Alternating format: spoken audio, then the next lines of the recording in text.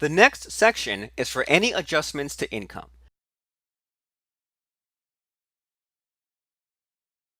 In box 15, enter educators' expenses up to $250 per taxpayer.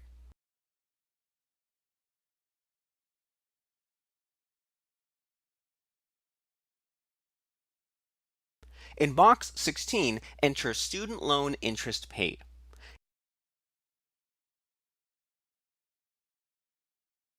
In box 17, enter traditional IRA contributions. Generally, the limit is $5,500 per taxpayer. It increases to $6,500 for those over 50.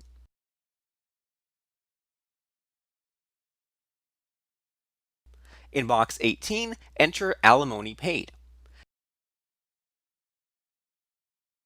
In box 19, enter amount for qualifying tuition and fees, up to $4,000. If you click the More Info link, it will list the requirements and rules for claiming the tuition and fees deduction.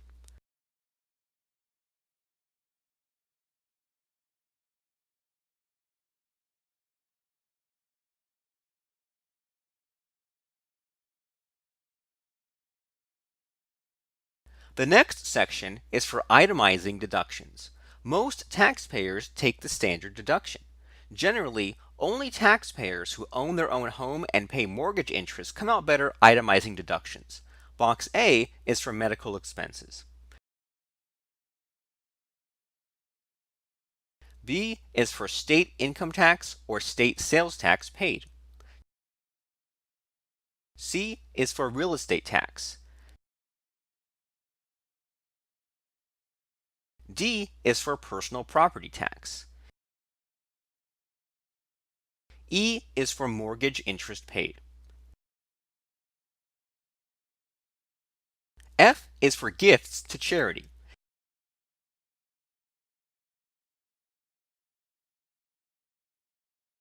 If it is a non-cash contribution over $500, check the box to indicate this. Box G is for job expenses. If mileage and meals must be calculated, check the box to indicate this. Box H is for all other miscellaneous deductions. Only check the last box if forcing itemized deductions.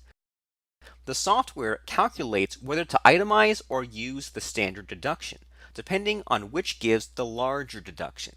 However, if your client does not qualify for the standard deduction and has to itemize, then you would check the box to indicate this.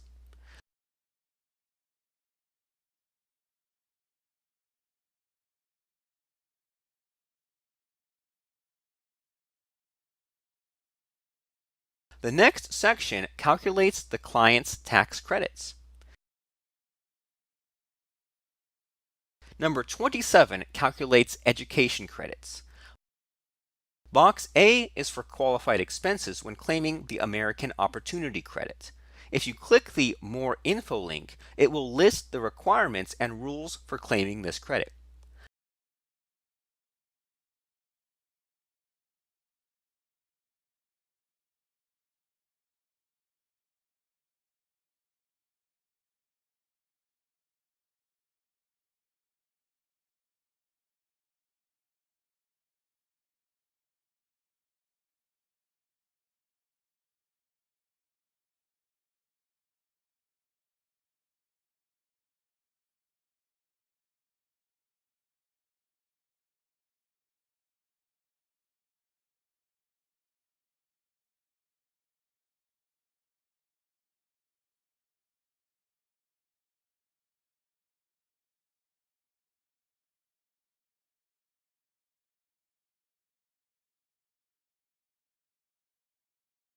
Box B is for qualified expenses when claiming the Lifetime Learning Credit.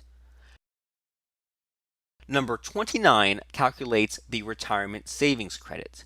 This will be box 12 on the client's W-2 if there is a code D or E. Next section concerns taxes. Number 31 is for the repayment amount of the first-time homebuyer credit.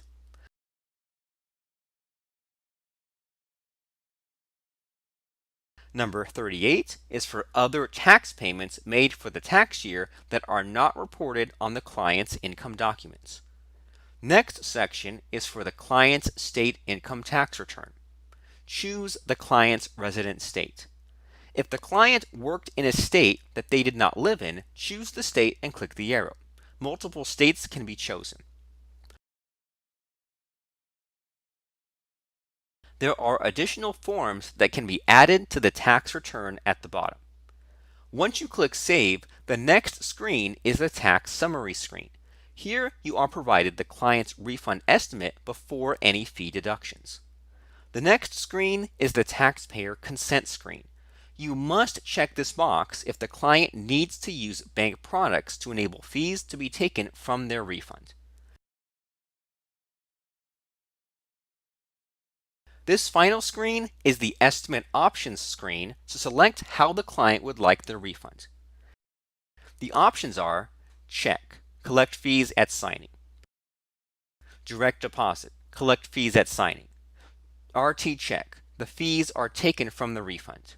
RT direct deposit, the fees are taken from the refund. Green Dot card, and Walmart direct to cash. The refund amount before fees is listed below this. Then bank and related fees are listed next, and your tax preparation fee amount is highlighted in blue. Any adjustments to tax preparation fees can be made in this last area. All fees are added together and displayed as total fees due. The refund amount that the client is to receive after fees are deducted is at the bottom of the screen. Click Next to fill out the required worksheets to file the client's tax return.